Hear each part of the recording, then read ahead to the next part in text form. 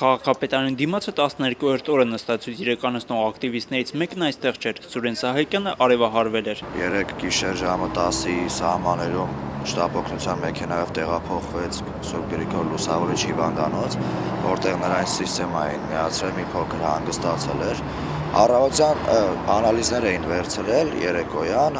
բժիշկները կարծիք էին հայտնել, որ արևահարության հետևանք է։ Վրան տեղադրելու արգելքից բացի այսօր ոստիկանները ակտիվիստներին թույլ չէին տվել հովանոցը կապել աթոռից։ Չգիտեմ ինչով է դա խախտում օրենքի որևէ կետ։ Վահագն Մինասյանը պնդում է, երեկ Երևանի քաղաքապետ Տարոն Մարգարյանը չի այցելել նստածույց անողներին, հանդիպումը եղել է պատահական, ակտիվիստները տեսել են քաղաքապետին եւ ընդառաջ գնացել։ Տեսավ մեզ կանգնած, բաստարով հարցրեց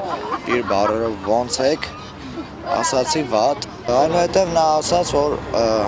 ես քեզ հրավիրում եմ բանակցությունների, հրավերը իմիջայլոց, պարզապես ենթադրում եմ, որ ուղղակի այլ ընտրանք չկար։ Փոխարենը ակտիվիստն այսօր անձամբ հրավեր արեց քաղաքապետին։ Այսօր ժամը 5-ին թող իջնի այստեղ, մենք այստեղ ենք։ Ժամը 5-ին քաղաքացիական ակտիվիստները քաղաքապետարանի դիմացն էին, քաղաքապետը ոչ, նա այդպես էլ չիջավ։ Նստածյուծանողներին այսօր միացել էր Հովհաննես Ղազարյանը։ Նրան վրդովեցրել էր քաղաքապետի այն հայտարարությունը, որ 3-4 հոգու ցանկությունները չի պատրաստվում կատարել եւ աշխատանքից ազատել տրանսպորտի ոլորտի 2 պատասխանատուներին, քանի որ ժողովուրդը կողմնակից չէ հրաժարականների։ Այսօր շուտով էլի մարդիկ են միանալու,